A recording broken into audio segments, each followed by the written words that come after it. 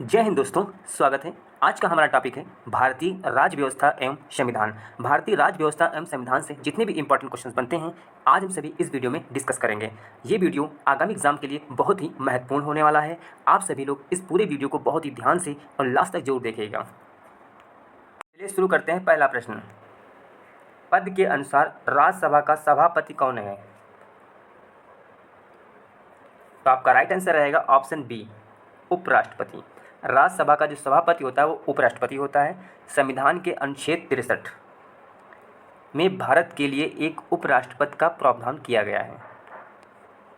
अगला प्रश्न आपका है, भारत सरकार के संवैधानिक प्रमुख कौन है? यानी भारत सरकार का संवैधानिक प्रमुख कौन है? तो आपका राइट आंसर रहेगा ऑप्शन ए। ऑप्शन ए है राष्ट्रपति। Option A is the right answer है आपका। अगला प्रश्न आपका है, भारत में कौन एक विधेयक बिल को धन विधेयक बिल प्रमाणित करता है? तो आपका राइट आंसर रहेगा ऑप्शन डी। ऑप्शन डी है लोकसभा का अध्यक्ष। लोकसभा का जो अध्यक्ष है एक विधेयक बिल को धन विधेयक बिल प्रमाणित करता है, यानी option D is the right answer है आपका। अगला प्रश्न आपका है, संविधान के किस अनुच्छेद में सार्वजनिक रोजगार से संबंधित मामले ने भारत के सभी नागरिकों के लिए अवसर की समानता की गारंटी दी गई है? तो आपका राइट आंसर रहेगा ऑप्शन डी। ऑप्शन डी है अनुच्छेद 16। अनुच्छेद 16 के तहत दिया गया है। अगला प्रश्न आपका है, भारत के संविधान के किस संशोधन के द्वारा शब्द समाजवादी धर्मनिरपेक्ष संविधान की प्रस्तावना में जोड़ा गया है? तो आपका राइट आंसर रहेगा ऑप्शन ए, 42वें संविधान संशोधन के द्वारा ये शब्द जोड़े गए थे। अगला प्रश्न आपका है, भारतीय संविधान के लेख 36 से 51 किस रूप में जाना जाता है? तो आपका राइट आंसर रहेगा ऑप्शन सी, राजनीति निर्देशक तत्व, यानी option C is the right answer. 36 अनुच्छेद 36 से 51 को राज्य के नीति निर्देशक तत्व के रूप में जाना जाता है, यानी option C is the right answer है आपका।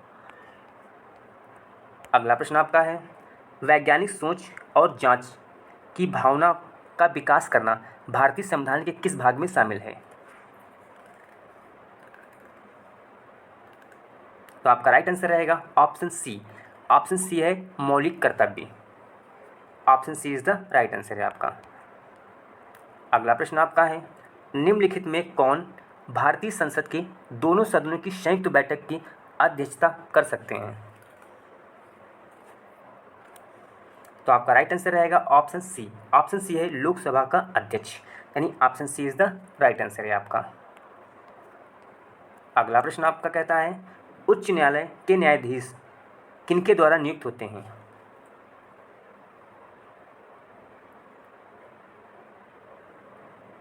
Option B. ऑप्शन बी है राष्ट्रपति। Option B is the right answer है। भारत के राष्ट्रपति कार्यालय के पद के लिए चुने जाने के लिए एक भारतीय नागरिक की निम्न उम्र कौन होनी चाहिए? तो आपका राइट आंसर रहेगा ऑप्शन बी, 35 वर्ष। अगला प्रश्न आपका है, किसके द्वारा भारत के राष्ट्रपति को उनके पद यानी कार्यभार से विमुक्त किया जा सकता है? किसके द्वारा भारत के राष्ट्रपति को उनके पद यानी कार्यभार से विमुक्त किया जा सकता है? तो आपका राइट आंसर रहेगा ऑप्शन डी, संसद द्वारा। अगला प्रश्न आपका है, भारत के उपराष्ट्रपति किस निर्वाचन मंडल द्वारा चुने जाते हैं? तो आपका राइट आंसर रहेगा ऑप्शन बी, लोकसभा और राज्यसभा के निर्वाचित सदस्यों के द्वारा, यानी option B is the right answer है आपका। अगला प्रश्न आपका है, अगला प्रश्न आपका कहता है, भारत में अपील का सर्वोच्च अदालत है? तो आपका राइट आंसर रहेगा option C, supreme court. Option C is the right answer. Bharat में अपील का सर्वोच्च जो अदालत है वो सुप्रीम कोर्ट है। Option C is the right answer है आपका। अगला प्रश्न आपका है, भारत के संविधान में कौन सा अनुच्छेद संशोधन की प्रक्रिया से संबंधित है? यानी भारत के संविधान में कौन सा अनुच्छेद संशोधन की प्रक्रिया के साथ संबंधित है? तो आपका राइट आंसर रहेगा ऑप्शन सी। ऑप्शन सी है अनुच्छेद 368। अब भाग 20 में है। अगर पूछे भाग कितने में है तो आपको बोलोगे भाग 20 में है, अनुच्छेद 368। अगला प्रश्न आपका है, भारत में रक्षा सेनाओं का सर्वोच्च कमान किसके हाथ में है? भारत में रक्षा सेनाओं का सर्वोच्च जो कमान है तो आपका राइट आंसर रहेगा ऑप्शन ए, राष्ट्रपति के हाथ में होता है, यानी option A is the right answer है आपका। अगला प्रश्न आपका है, राष्ट्रपति के वेतन और भत्ते का प्रभार है, तो आपका राइट आंसर रहेगा ऑप्शन ए, भारत के संचित निधि पर, यानी option A is the right answer है आपका। अगला प्रश्न आपका है, भारत की पहली लोकसभा के पहले अध्यक्ष कौन थे?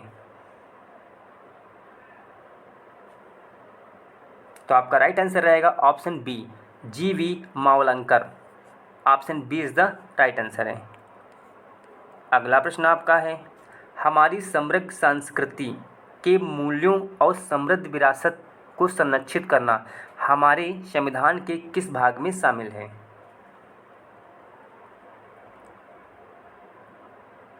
तो आपका राइट आंसर रहेगा ऑप्शन डी, मौलिक कर्तव्य।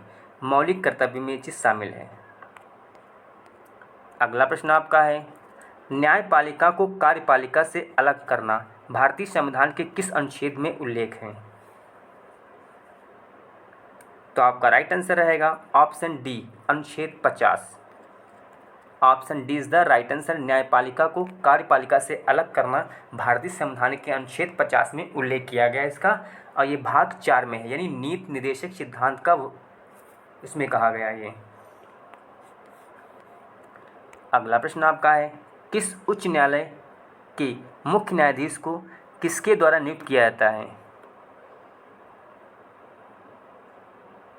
तो आपका राइट आंसर रहेगा ऑप्शन बी, राष्ट्रपति। Option B is the right answer है। किसी भी उच्च न्यायालय के जो मुख्य न्यायाधीश हैं वो राष्ट्रपति के द्वारा नियुक्त किए जाते हैं। Option B is the right answer है आपका।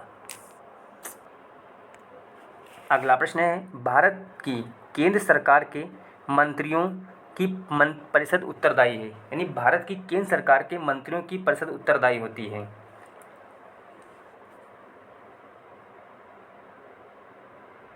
तो आपका राइट आंसर रहेगा ऑप्शन सी।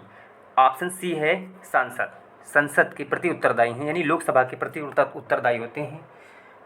भारत की केंद्र सरकार की जो मंत्रियों की जो मंत्री परिषद होती है वो संसद को, यानी इसमें लोकसभा के प्रति उत्तरदायी हमेशा रहते हैं। अगला प्रश्न आपका है, भारत के राष्ट्रपति भारत के डैश को अपने हस्ताक्षर सहित लेख द्वारा त्यागपत्र दे सकता है?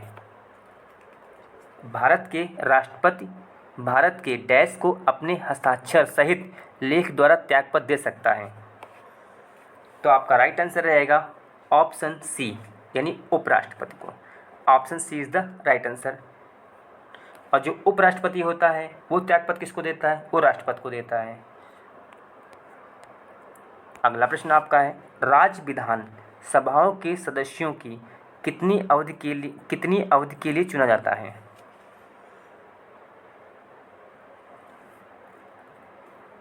तो आपका राइट आंसर रहेगा ऑप्शन सी, 5 साल के लिए। अगला प्रश्न, राज्यसभा में अर्हता प्राप्त करने के लिए एक भारतीय नागरिक की न्यूनतम आयु कितनी है? तो आपका राइट आंसर रहेगा ऑप्शन बी, 30 साल। Option B is the right answer है आपका। अगला प्रश्न आपका है, स्वतंत्र भारत के प्रथम मुख्य चुनाव आयुक्त कौन थे? तो आपका राइट आंसर रहेगा option D, Sukumar Sen. Option D is the right answer है। अगला प्रश्न आपका है, भारतीय राज्य के राज्यपाल को कौन शपथ दिलाता है? तो आपका राइट आंसर रहेगा उस राज्य के उच्च न्यायालय के मुख्य न्यायाधीश द्वारा राज्यपाल को शपथ दिलाई जाती है, यानी option D is the right answer है आपका। अगला प्रश्न आपका है, पांडिचेरी संघ क्षेत्र की न्यायपालिका किसके प्रशासनिक नियंत्रण के अधीन है? तो आपका राइट आंसर रहेगा ऑप्शन सी। ऑप्शन सी है मद्रास चेन्नई। मद्रास चेन्नई में उच्च न्यायालय के न्याय व्यवस्था के अधीन है, यानी option C is the right answer है। अगला प्रश्न आपका है, निम्नलिखित शब्दों पर विचार करें। समाजवादी, लोकतंत्रात्मक, प्रभुत्व संपन्न, धर्मनिरपेक्ष। तो आपका राइट आंसर रहेगा ऑप्शन एक। ऑप्शन एक यानी option A is the right answer है।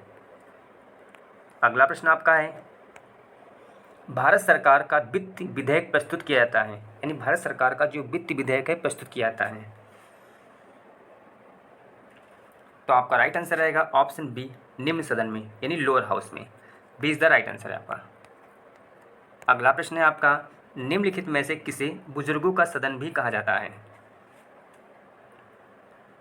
तो आपका राइट आंसर रहेगा ऑप्शन ए। ऑप्शन ए है राज्यसभा। राज्यसभा को बुजुर्गों का सदन भी कहा जाता है, यानी option A is the right answer है आपका। अगला प्रश्न है आपका, भारतीय संविधान लागू किया गया था। तो आपका राइट आंसर रहेगा ऑप्शन बी, 26 जनवरी 1950 को भारतीय संविधान लागू किया गया था। Option B is the right answer है आपका। अगला प्रश्न है आपका, राज्यपाल की नियुक्ति की न्यूनतम आयु सीमा क्या है।